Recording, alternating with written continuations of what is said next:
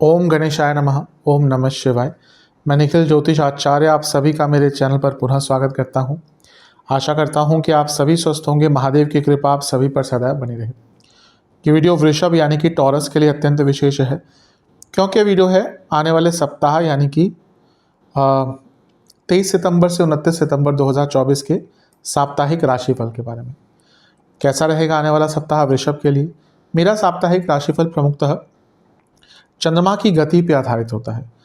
चंद्रमा एक ऐसे ग्रह हैं जो बहुत तेज़ भागते हैं, 2.25 से 2.5 दिन में राशि बदल लेते हैं। स्वाभाविक है कि पूरा हफ्ता जो 7 दिन का होता है उसमें कई बार वो राशि बदलेंगे, अलग भावों में जाएंगे, अलग ग्रहों के साथ युति योग दृष्टि संबंध बनाएंगे।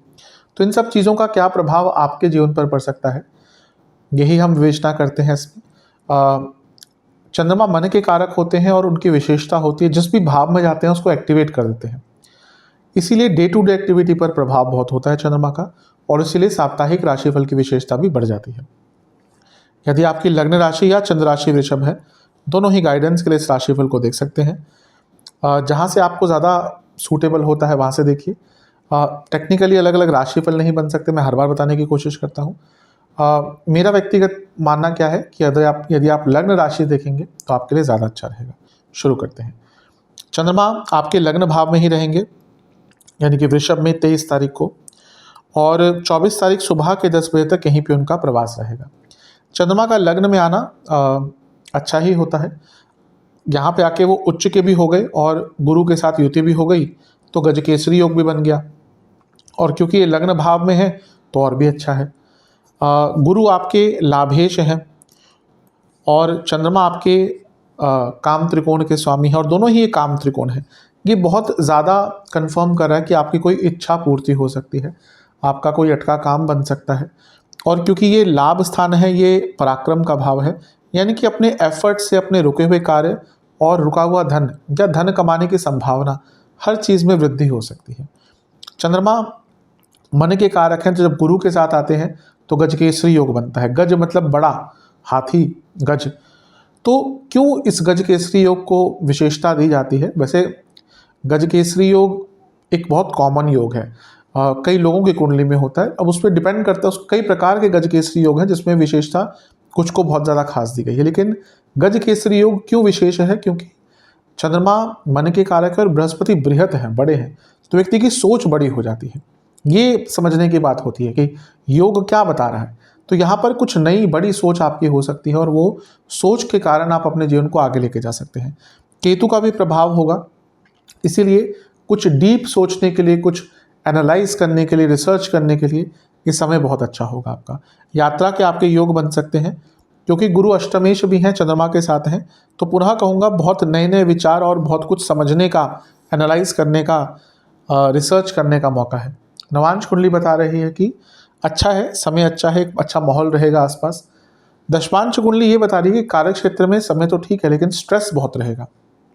बिजनेस, थोड़ी सी गाइडेंस की आवश्यकता है आपको। किसी व्यक्ति से बातचीत कीजिए जो आपके बिजनेस के डोमेन को समझता है, या प्रोफेशनल हेल्प लीजिए। ऐसा लग रहा है कि आगे बढ़ने के लिए अब आपको किसी ना किसी की सहायता चाहिए, और उसके लिए समय बहुत अच्छा है। लव लाइफ, पुरानी बातों पर मत जाइएगा, बहुत बड़े झगड़े होंगे। वैवाहिक जीवन, कुछ बदलाव आ रहे हैं दोनों में ही, तो दोनों को ही समझना पड़ेगा, स्पेशली आपको, कि हाँ बदलाव आएंगे और उनको एक्सेप्ट करना है। स्टूडेंट्स, ठीक है, बुरा टाइम तो नहीं है, लेकिन थोड़ा सा धैर्यपूर्वक आगे बढ़िएगा, जल्दबाजी बहुत दिख रही है। सेहत के अनुसार कफ रोग, गले के रोग और सर से संबंधित रोग, गले और नसों के रोग तंग कर सकते हैं। थायराइड की प्रॉब्लम जिनको है, दिक्कत हो सकती है। सर्वाष्टक में आपका लाभ स्थान बली है, तो ये तो कन्फर्म है, हफ्ते के शुरुआती भाग में धन भी आएगा, इच्छाओं की पूर्ति भी होगी। 24 तारीख सुबह के 10 बजे चंद्रमा आ जाएंगे आपके धन स्थान में, और 26 तारीख शाम के 6 तक यहीं पर रहेंगे। चंद्रमा का धन स्थान में आना अपने आप में विशेष होता है। एक्टिवेट कर देते हैं भाव को तो धन आएगा, और यहाँ पर वो मंगल के साथ बैठे हैं। चंद्र मंगल युति अपने आप में अपने एफर्ट से धन कमाने के लिए बहुत अच्छी होती है। और मंगल क्योंकि सप्तम भाव के स्वामी हैं और चंद्रमा सप्तम से त्रिकोण के स्वामी हैं, बिजनेस में लाभ होगा अचानक से। मंगल 12वें घर के स्वामी हैं, विदेश से लाभ होगा। लेकिन खर्चे भी थोड़े बढ़ते हैं जब 12वें घर के स्वामी का चंद्रमा से योग होता है या 12वें घर में चंद्रमा जाते हैं तो खर्चे भी थोड़े से बढ़ते हैं। तो यहाँ पर अपने खर्चों को नियमित कर सकते हैं तो आपके लिए बहुत अच्छा रहेगा। दूसरा घर जो है वो कुटुंब भाव भी होता है, मंगल के साथ यहाँ पे है। वाणी पर नियंत्रण रखिएगा, क्योंकि कभी कभी यहाँ पर वाणी बहुत कटु हो जाती है, तीक्ष्ण हो जाती है और उसके कारण भी संबंधों में विकार आ सकते हैं। अगर आप कुछ वाणी से ही संबंधित कार्य करते हैं और लोगों से बातचीत बहुत होती है तो कॉन्शियसली अपनी वाणी की उग्रता पर कंट्रोल करना है, क्योंकि यहाँ पे आपको खुद ही पता नहीं चलेगा कब आपकी वाणी उग्र हो गई और उसका एक बुरा प्रभाव पड़ गया। तो बहुत खास ध्यान आपको यहाँ पर रखना पड़ेगा। नवांश कुंडली बता रही है कि सब ठीक है भौतिक रूप से, लेकिन एक अकेलापन बहुत तंग करेगा। दशमांश कुंडली, कार्य क्षेत्र में अगर कोई प्रॉब्लम है तो उसको अपने सीनियर से शेयर करके उसको सॉल्व कीजिएगा। बिजनेस ठीक है लेकिन थोड़ी मंदता रहेगी।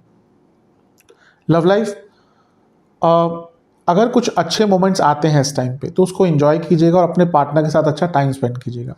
वैवाहिक जीवन, थोड़ी क्रिएटिविटी की कमी दिख रही है, ऐसा लग रहा है कि चीज़ें बहुत डलनेस की तरफ जा रही हैं और इस पर आपको थोड़ा ध्यान देना पड़ेगा।